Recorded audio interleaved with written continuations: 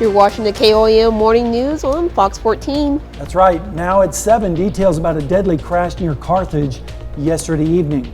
Also, Kansas deals with a shortage of attorneys. KOAM Tanya's Box examines the impact. And we're looking at a summer-like weekend across the area. I'll have the complete forecast as well as when the weather is going to turn cooler coming up in just a little bit. The 4 states' most watched news starts now.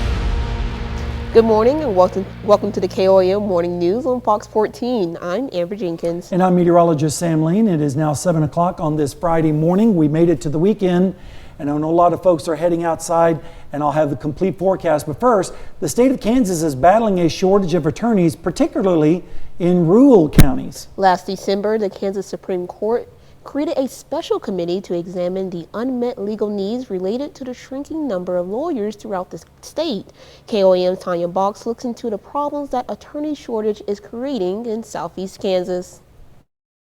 Monday, I was in a felony docket with Judge Kreitz here in Allen County, a Zoom docket with Judge Alquist in Neosho County on domestic cases.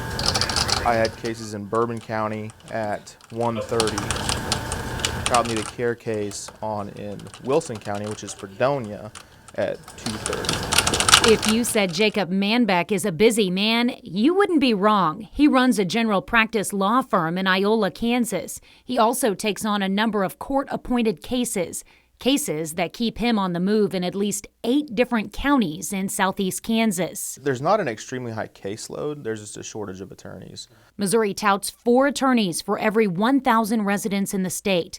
Compare that to Oklahoma at 3.4. But in Kansas, there are only 2.7 active lawyers for every 1,000 people.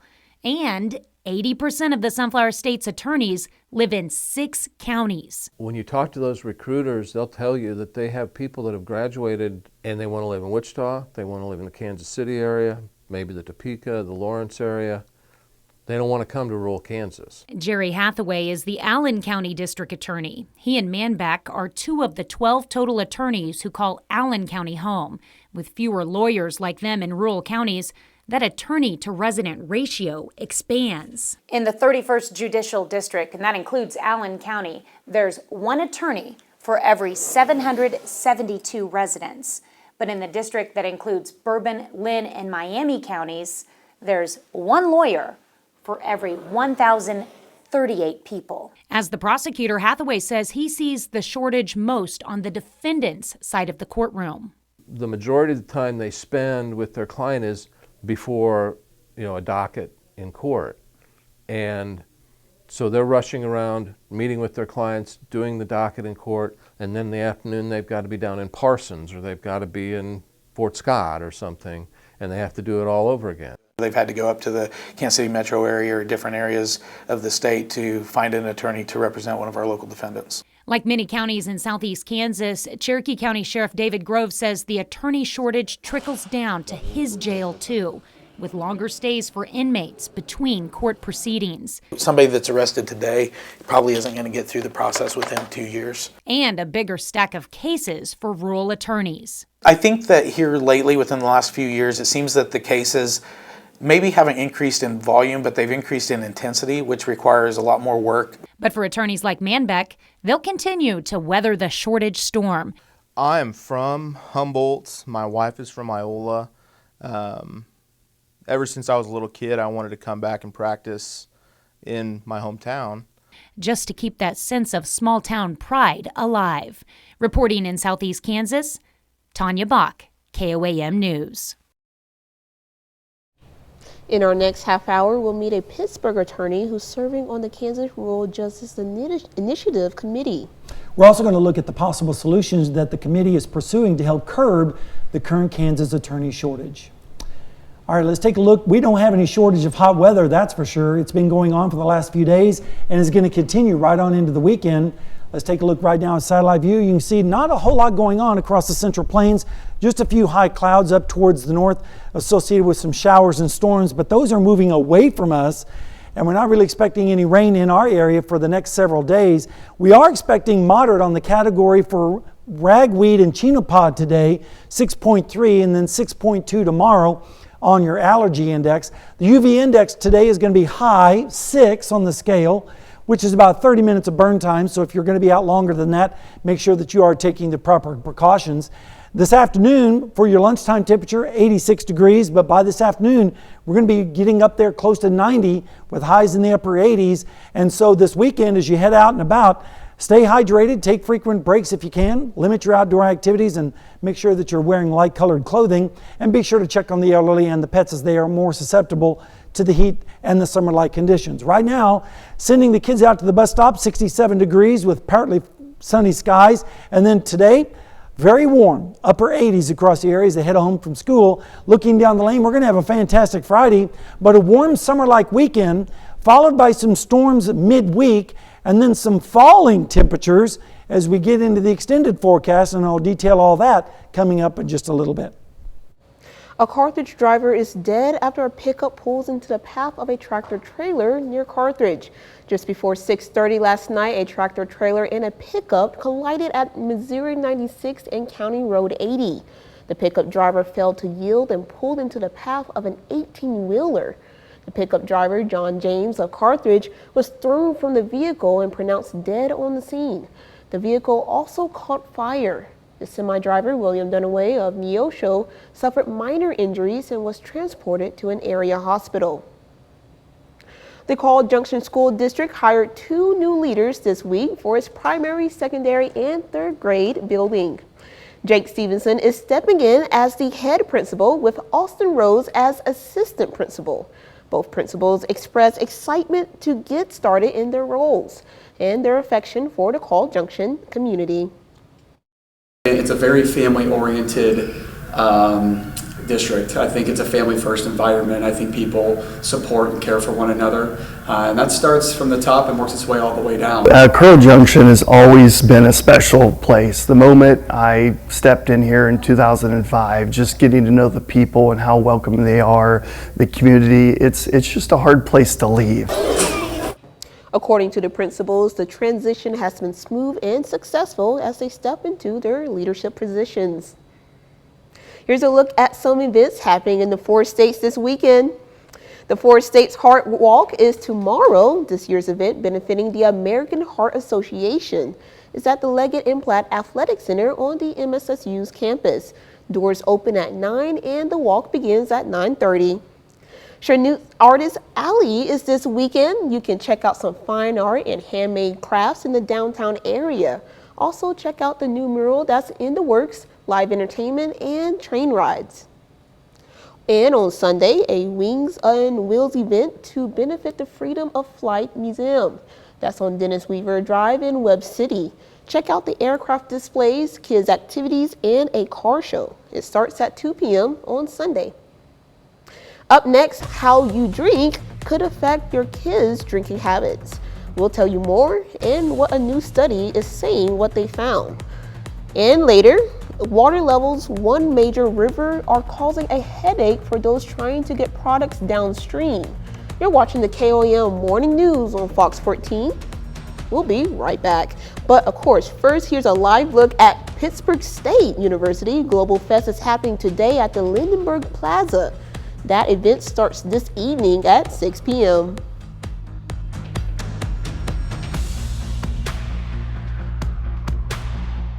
In Health Watch this morning, federal safety regulators are warning consumers to stop using a certain bassinet immediately because it could possibly be danger for a baby. The warning came from U.S. Consumer Product Safety Commission, applies to the 5-in-1 rocker bassinets. The CPSC says they pose suffocation, strangulation, and fall hazards to infants. They were sold online at Walmart.com and other websites and were sold in green and gray color schemes. Consumers are being urged to stop using them and throw them out. How much alcohol you and your spouse drink could influence your teenage children. That's according to a study published this month in the Journal of Adolescent Health. Researchers found that adolescents whose parents drink regularly or binge drink were 4 times more likely to drink themselves. Binge drinking is defined as at least 4 drinks for women and 5 drinks for men on one occasion. Alcohol can be negatively affect teens' health and brain development. Bruce Willis' wife, Emma, has been very vocal about the struggles of caregiving for her husband. The actor's family went public with his diagnosis of dementia earlier this year. In today's Health Minute, Manny Gatherer has ways caregivers can also care for themselves. One more. It's a labor of love, but being a caretaker to a loved one who can't care for themselves isn't easy. Caregivers often face a relentless cycle of responsibilities with really little respite. Nick Allen is leading an ongoing study at The Ohio State University researching the toll caregiving takes. Over time, he says caregivers can feel extreme stress, isolation, and depression, and it can be made worse if the care partners don't care for themselves, too. Self-care isn't a luxury, it's a necessity. Allen says that starts by maintaining social connections, keeping up activities you enjoy. Most hobbies that people have align with their values, and so when somebody lets them go, life can become a little bit unmoored from those values. Focus on your physical health by being active and take care of mental health too. Allen says coping skills are key. We believe even brief stress reduction skills can improve quality of life immensely. If you know someone who's caring for another, it's also important to support them. Allen says that includes educating yourself on what it means to be a caregiver, providing emotional support, offering respite care, and if that's not possible, showing them compassion and empathy. Let them know that you see them, hear them, and support them. For Health Minute, I'm Mandy Gaither. Allen says if you're a caregiver and if you're struggling, there are resources out there to help, including the AARP and the Alzheimer's Association. All right, this morning at Seneca, Missouri, things are looking pretty nice at Indigo Sky Casino and Resort. Lots of blue skies, and that means warm temperatures this afternoon. Already 65 degrees in Pittsburgh with a calm wind and a humidity of 92%. Traffic moving along pretty nicely. And in Joplin, right now, a beautiful shot looking to the north and western range line and 69 degrees. Now stay with us because I'm going to have the complete forecast when we come back. Coming up, a club for those over 40 is rapidly growing, and it's not just in the U.S. That's straight ahead. Welcome back to the KOAM Morning News on Fox 14. Traffic moving along pretty nicely there in Pittsburgh with a temperature of 65 degrees right now, calm wind, dew point of 62, so we have a humidity up there at 91%, and the visibility is at 10 miles. Right now in Joplin, still pretty nice, 69 degrees with mostly fair conditions, southeast wind at 7, and the humidity currently at 75%. Radar is all clear, and it's going to stay that way through most of today and into the weekend. And unfortunately, that means the drought situation is not improving, especially our friends in Chautauqua, Elk, and Montgomery counties. Also still very dry up to the north in Vernon, Cedar, as well as St. Clair counties as well. Rain chances are going to remain pretty close to zero for the next 36 hours. Temperatures this morning are pleasant, generally in the 60s. 63 in Fort Scott and in Pittsburgh, as well as Chanute, where we're going to be live today at noon, so be sure to come out and join us. 64 in Veneta, 63 in Anderson, as well as Cassville. Dew points there in the 60s, especially out towards the west, and 50s off to the east, so it's getting a little bit more humid out there, and as a result, we're going to see it feeling like in the 90s today and upper 80s, and that's going to continue right into tomorrow as well as Sunday. And then we're going to start to see some clouds increase the early part of next week as this ridge of high pressure starts to shift a little bit more to the east. And that will allow the storm system out to the west to kick out into the plains on Tuesday and Wednesday. And that's when the rain chances are going to dramatically increase across our area. Then some colder fall-like weather is going to come in behind that trough as we go in towards next weekend. In the meantime, rainfall amounts are going to be low as we go into Wednesday, with the best chance of heavier rain down to the south and east. The river levels on the mighty Mississippi, of course, are being impacted by all this dry air and dry conditions, and it's causing problems for vital ports and boats. And as Griffin Damaris shows us, companies all along the banks have had to get creative. I hope we don't have to do it every year, but it's the same as last year, really just a repeat. When you look at these pictures side by side, do you notice anything different? No, that's because for the second year in a row, the Mississippi River is reaching record low numbers. I think on the Osceola gauge, we're around a minus 10.5, 10.4, somewhere in there. Jeff Worsham is the Osceola port manager for Poinsett Rice and Grain, and he said when the water levels get this low, they have to scramble. Well, we're down to one dock out of 3 that we normally use, and on that one dock, we're only loading barges about 60% capacity that we normally do. So instead of doing 2 a day, we're having to do 3 and 4 a day. When the water is where it should be, I wouldn't even be able to stand right here. But the Mississippi River is starving for rain. And unless it comes from the Ohio River Valley, this water is going to continue to push out, causing a lot of problems for people that work up and down these banks. Slows things down has extended our hours that we're having to work. But thankfully, Worsham and his staff were more prepared this year, so when barges can't make their way down to them, they have some on hand. I think we're just keeping more barges around that we can get ahead of time, and we started lightening drafts before the water actually got down to where it was a problem. And seeing this much sand on the backside of the port is not normal for this time of year. As Worsham said, they desperately need rain, but it has to come from north of us.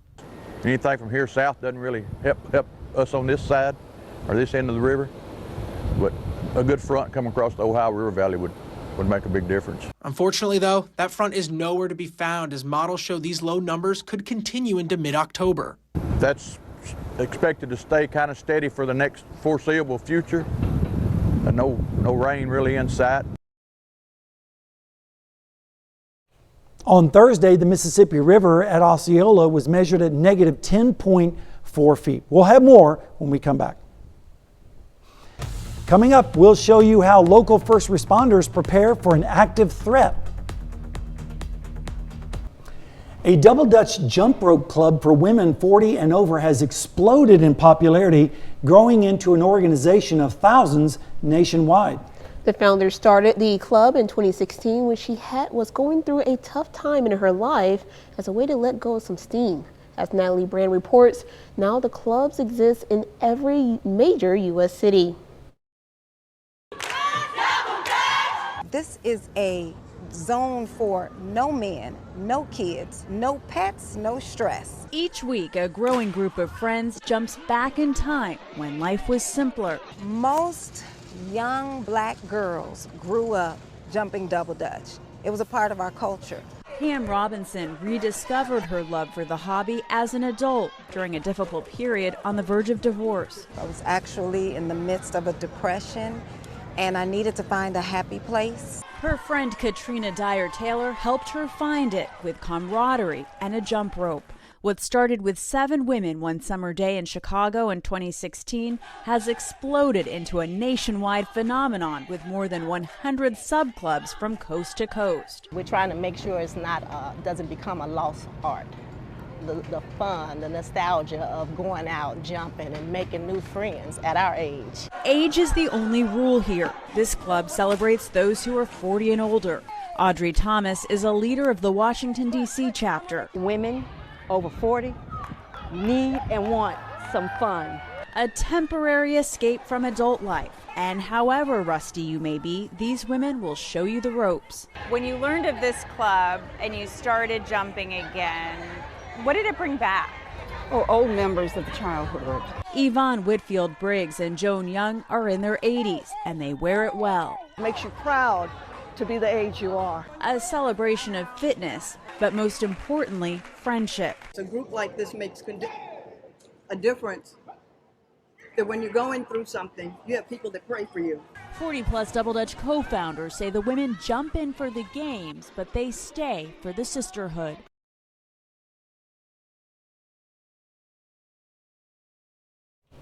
And the Double Dutch group is rapidly expanding, even internationally. There's chapters now being started in Germany, Canada, and Israel. But coming up, the state of Kansas searches for answers to the problem of too few attorneys.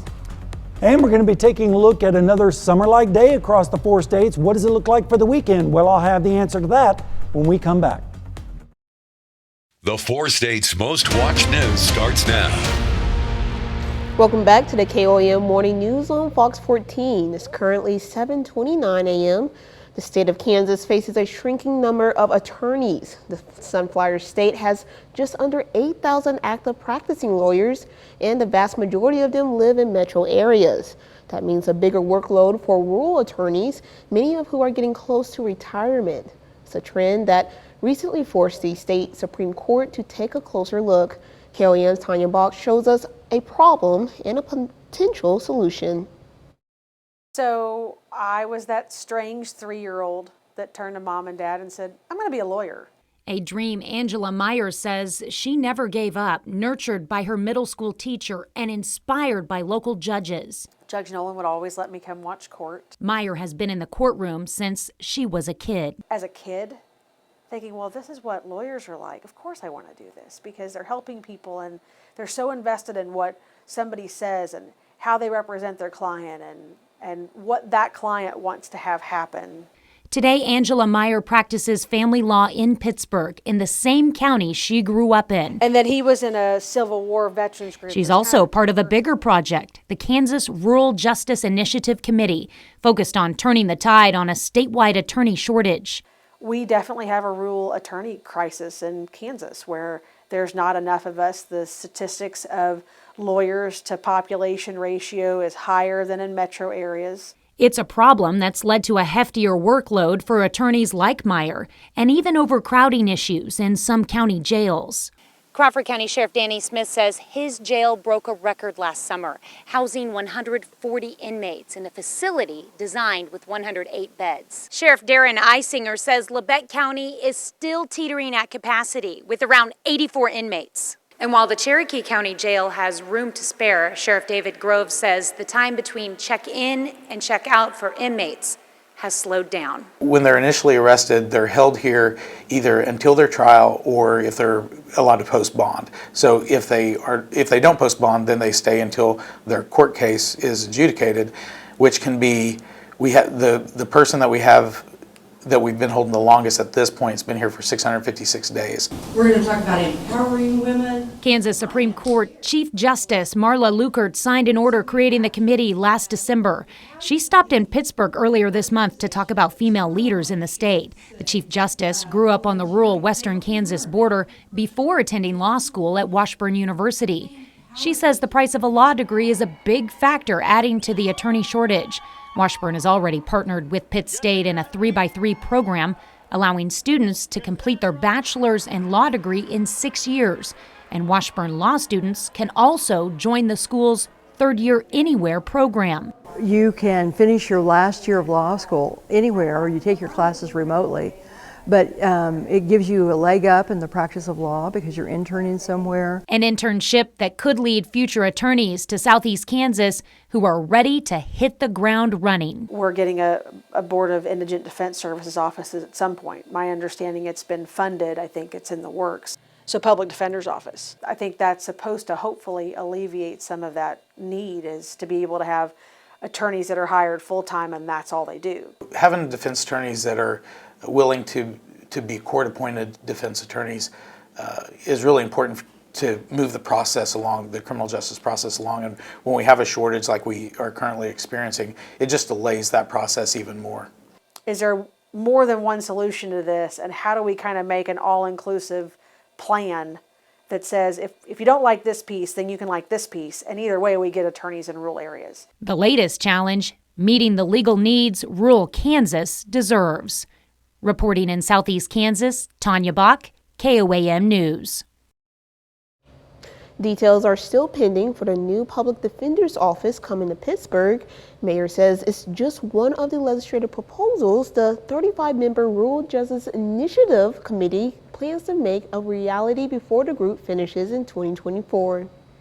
The Joplin Fire and Police Department are preparing responders for situations where they all need to come together, like an active threat event. 13 other area emergency agencies also participated in the exercise. The training is a part of the Active Threat Integrated Response course hosted by Louisiana State University. MSSU and Crowder College volunteers played the roles required for the training.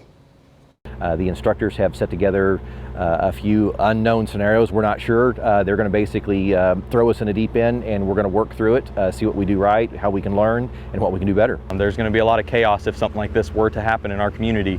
And the more we train together, the better we're working together, the more likely that chaos will go away quicker and things will happen, and saving lives is the ultimate goal there of us coming together to do that. More than 40 officials participated in 3-day-long course. The training happened in West Central Elementary, which is currently not being used for classes. And right now it's Seneca, Missouri, at Indigo Sky Casino and Resort. Lots of blue skies and pleasant temperatures this morning. And those blue skies are going to allow temperatures to rise into the upper 80s and lower 90s across our entire area. Right now in Joplin, we're looking at mostly fair conditions as well. A little bit of patchy ground fog, especially in some of those river valleys where the temperatures are a little bit cooler. Right now it's 69.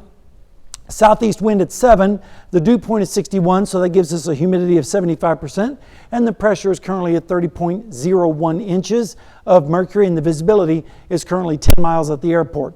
Radar is all clear right now across our area, and it's going to be staying that way as we go through the weekend. In fact, it's not going to help the drought situation, which is still really bad in Chautauqua, Elk, and Montgomery counties, even dry up to the north in Vernon, St. Clair, as well as Cedar counties. We did get quite a bit of rain last week, and that helped the drought situation in southwestern Missouri and northeastern Oklahoma, as well as northwestern Arkansas.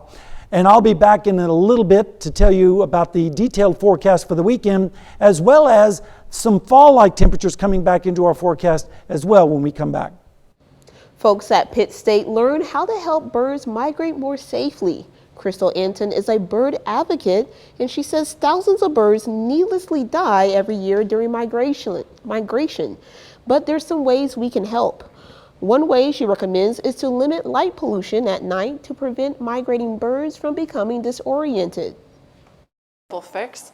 On our campus, we have put 1/4-inch dots every 2 inches. We've covered about 6,000 square feet of windows where we've identified we have issues. That has dropped the number of birds that we get by 50% or slightly more, depending on the year changes. And with that spacing, you get almost no strikes at all. Anton was invited to campus for the monthly meeting of the University's Durban Society. That's a look at your top news stories coming up this half hour on the KOAM Morning News. Shannon Becker joins us in the studio with his big 3 stories of the week. And looking at fair skies right now across the area, but it means dry and hot for the weekend. Your detailed forecast coming up next. Welcome back. We got Shannon Becker in the studio with his big 3 stories of the week. Good morning, Shannon. Hello. Number 3 this week. It's our big 3 stories live and local. What's happening where you live. It was on South Moffett the other evening. In fact, the early morning hours, 2 men broke into a residence, Joplin police say, and court paperwork filed. The one man was an ex-boyfriend to a lady who lived there with her new boyfriend. He had threatened them previously. The new boyfriend, who's inside the home, defended himself with a knife, and now critical injuries to the man who broke in. They're both being charged with home invasion charges of assault and also burglary. Our number 2 story, most watched, most talked about, something that was very odd as it developed. A man staying at a local motel had walked onto the interstate, and he was using a walker. It's actually called a rollator is what it's called. But I figured if I said that, nobody would know what that means. It's a walker with handbrakes, but you can also sit on it like a wheelchair.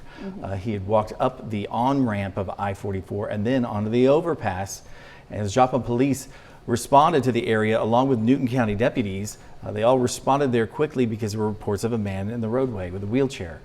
As they were arriving, he was tragically struck and killed by a tractor trailer that's still under investigation currently. Our number 1 story, a little bit lighter note, unless you're talking about your gastrointestinal issues. Yeah, because it's 100 years for Fred and Red, proclaimed this last Saturday in Joplin was Fred and Red's Day.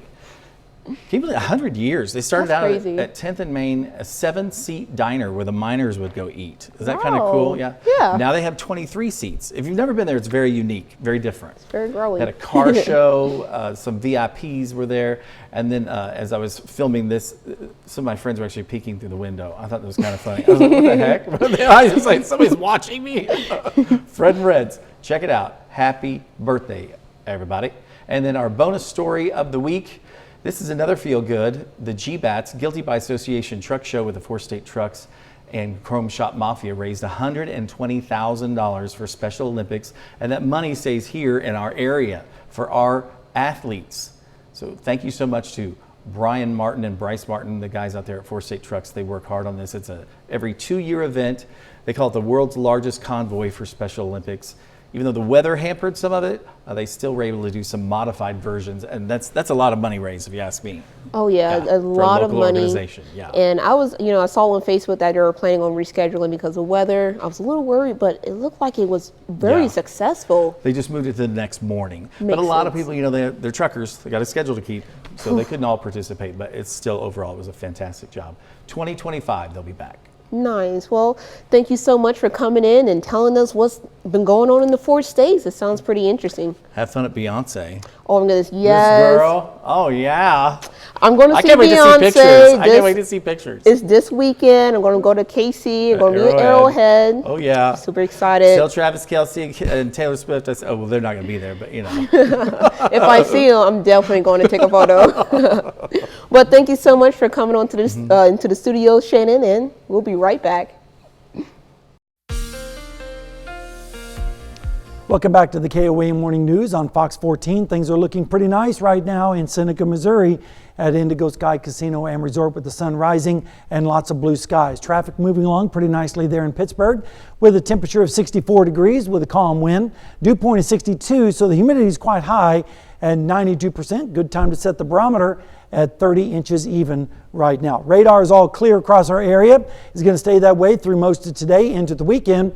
We did get a little bit of relief from the drought situation in southwestern Missouri, northeast Oklahoma, and northwestern Arkansas, but it's still unbearably dry in Chautauqua, Elk, and Montgomery counties with exceptional drought continuing there, as well as up to the north in Butler County, as well as St. Clair, Cedar, and Vernon County. No rain expected for the next 36 hours, and that includes those areas as well. Temperatures this afternoon are going to be rising into the 80s, but right now they're still in the 60s, 65 in Iola, 64 in Nevada, Stockton, Lamar, Pittsburgh, as well as Chanute, where we'll be today at noon. So be sure to come out and join us today for that. And 69 degrees right now in Grove. Dew points, they're in the 60s in the western sections and then still in the 50s off towards the east. So moisture is starting to make its way back from the south on those southerly winds. And when you factor in the temperatures later on, we're going to be looking at heat indexes in the low 90s, especially in southeastern Kansas and northeastern Oklahoma, not only today, but also tomorrow as well as Sunday. We're going to be waiting for a storm system to move in from the north and west, but it's going to take its slow, sweet time getting here, and it's going to take till about Wednesday before we start to see the rain chances increase across our area. And the good news is, once that system passes by, cold Canadian air is going to drop down from the north and get us back closer to normal. Rainfall amounts with that system on Wednesday are expected to be around 1/4 to 1/2 inch, especially to the south and to the east. Now let's go over to Amber with this morning's Consumer Watch. Citizens in McDonald County are getting a chance to speak with potential employers after the Tyson announced its planned closure of the Knoll plant. KOAM's Anthony Saviello gave us a look.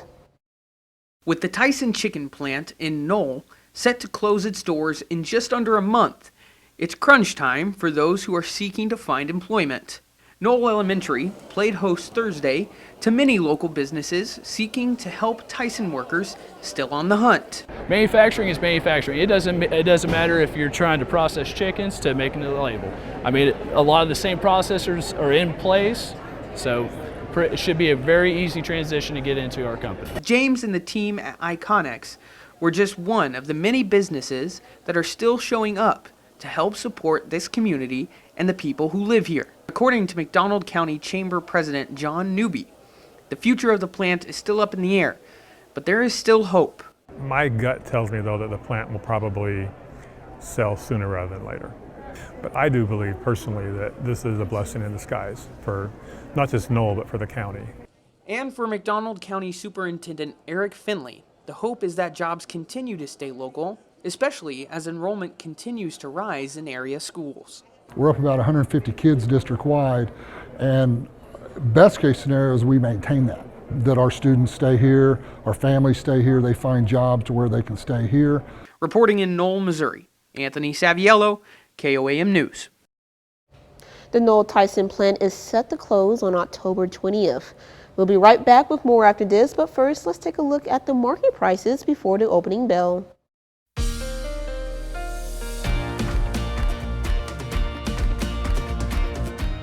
Movie news now, from a film just hitting theaters to one you'll have to wait more than 4 months to see. David Daniel has both in today's Hollywood Minute. I still have a lot of work that needs to be done. Saw X, the 10th movie in the horror franchise, is the first to draw mostly good reviews from critics. On the eve of its debut in theaters, it was listed on RottenTomatoes.com as fresh, with 82% of reviews positive. You're Ellie friggin' Conway.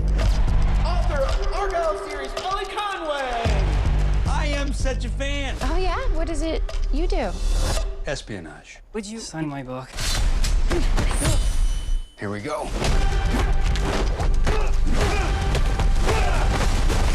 I love this book. Bryce Dallas Howard plays a spy novelist drawn into the real world of espionage in Argyle, the wacky new thriller from Kingsman filmmaker Matthew Vaughn. The ensemble cast includes Sam Rockwell, Henry Cavill, Dua Lipa, John Cena, Bryan Cranston, Catherine O'Hara, Samuel L. Jackson, and Alfie the Cat. Argyle claws its way into theaters February 2nd. In Hollywood, I'm David Daniel. All right, we're looking at temperatures this afternoon in the upper 80s and lower 90s, especially out towards the west with south winds continuing, also bringing up some moisture, making it feel a little bit more uncomfortable out there, especially as we go through the weekend hours. And by Saturday morning, we're going to see lows in the 60s. And then Saturday afternoon, another summer-like day with temperatures in the upper 80s to lower 90s with those south winds continuing. A few clouds on Sunday, especially in the morning, with lows generally in the 60s. And then Sunday afternoon looks pretty toasty as well with a high of 88. And so we'll keep it hot right into Monday with a high of 87.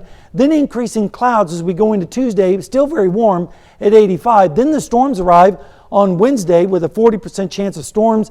That continues into Thursday morning with a high of 74 for your Thursday. Then take a look. As we go to the latter part and next weekend, temperatures below normal with highs only in the 60s and lows in the 40s. We'll be back after this. Here's a check of today's top headlines, the news you need to know before you head out the door. Kansas is facing a growing problem, a shrinking number of attorneys in rural counties. In southeast Kansas, the attorney shortage is contributing to overcrowding at some jails. Crawford County hit a record high of 140 inmates this summer. Labette County is also near capacity. In Cherokee County, Sheriff Groves says his jail has room to spare, but the attorney shortage is creating longer jail stays for inmates. The Joplin Fire and Police Departments today conducted a training exercise to prepare responders for situations where they all need to come together like an active threat event. 13 other area emergency agencies also participated in the exercise. The training is a part of an active threat integrated response course hosted by the Louisiana State University. MSSU and Crowder College volunteers played roles required for the training. And gas prices are slowly dropping nationally, with the national average falling only 3 cents in the past week. According to AAA, gas prices averages have fallen more quickly in the 4 states. Here's a quick look at them. Average price for a gallon in Jasper County is $3.46. Iowa County is at $3.40 a gallon, and in Kansas, the average price per gallon is $3.53 in Cherokee County. We're not going to see temperatures fall until late next week, as we're going to see highs over the next few days near 90. Finally, some storms arrive on Wednesday with a 40% chance in the afternoon and evening hours, and the showers continue into Thursday morning. But look at the highs dropping down into the 60s by next weekend with lows in the 40s. So that is definitely some more fall-like weather. We just have to get through summer this weekend. All right, it's looking good. That's right. Thank you so much for letting us put the good in your morning. We'll be back with more news and weather at noon, where I'll be broadcasting live from Chanute, Kansas. Awesome. And have a great morning and have an even better day, 4 States.